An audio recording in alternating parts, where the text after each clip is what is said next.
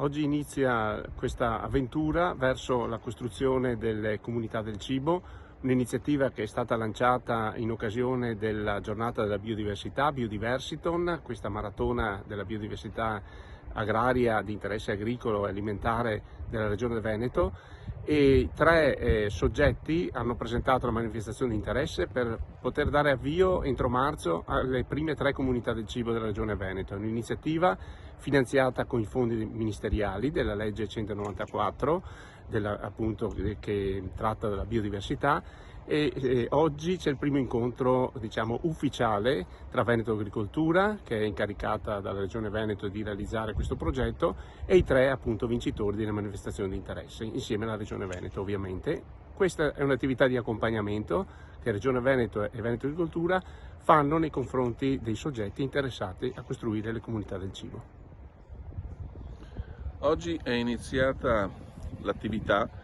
collegata alle nascenti comunità del cibo, voluta dalla Regione del Veneto con specifica delibera, e che incarica Veneto Agricoltura a seguire, assieme alla Regione stessa, le 3 comunità del cibo che stanno nascendo proprio in Veneto e collegate alla legge 194 del 2015. Si tratta quindi di 3 raggruppamenti temporanei che si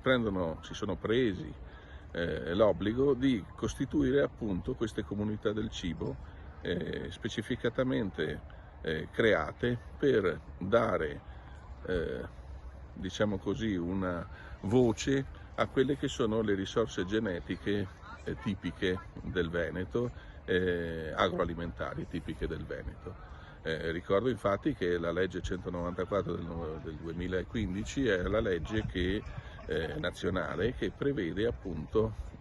un sistema complessivo di conservazione e valorizzazione di quelle che sono le risorse genetiche in pericolo di estinzione di interesse agricolo ed alimentare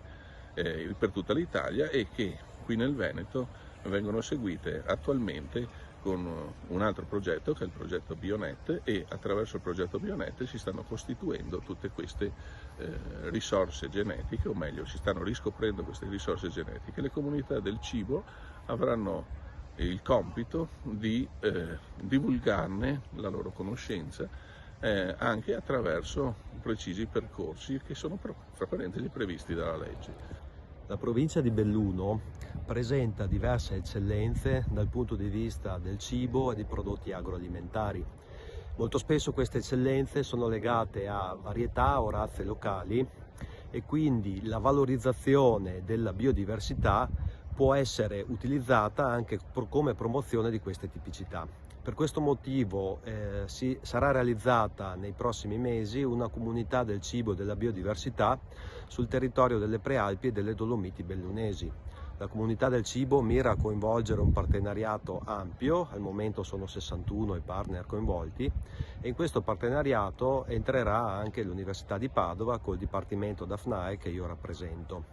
Il ruolo dell'università all'interno di una comunità del cibo è quello di trasferire le competenze acquisite negli anni con progetti di ricerca a favore della diffusione del valore che hanno le varietà agricole locali, le razze locali, e di come la conservazione e l'uso sostenibile di queste risorse possa essere utilizzata per promuovere le tipicità del territorio e per creare valore aggiunto in termini di patrimonio culturale e naturale del territorio che sarà interessato dalla comunità del cibo.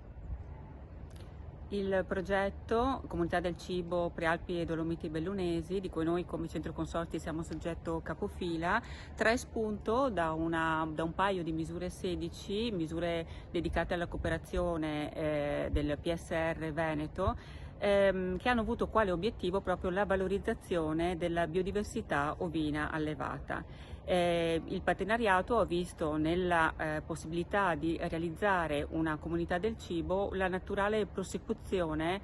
di quanto svolto all'interno di questa attività di cooperazione,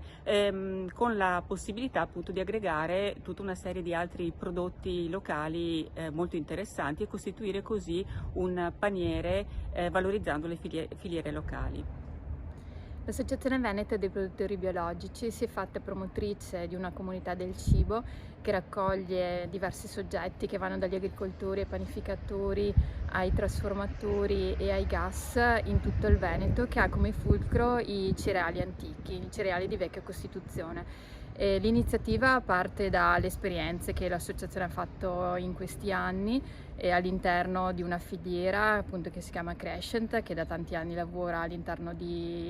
per promuovere, ecco, i cereali antichi, e anche tutto un lavoro legato al progetto Consemi all'interno di una misura 16 del PSR del Veneto. Per cui con l'esperienza maturata in questi anni si è pensato di andare a istituire questa comunità del cibo, un po' per dar forza alle attività fatte fino adesso e un po' per cercare di svilupparne anche altre all'interno di questo contesto.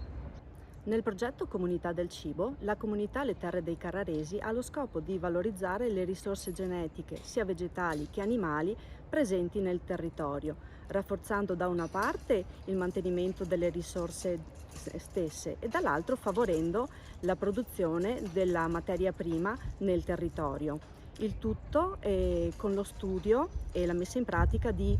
pratiche biologiche o di sistemi di allevamento o di coltivazione comunque a basso impatto ambientale. Ci prefiggiamo lo scopo di promuovere la nostra comunità nell'ambito territoriale e anche lo studio di eventuali risorse genetiche vegetali che si possono iscrivere successivamente all'Anagrafe Nazionale della Biodiversità.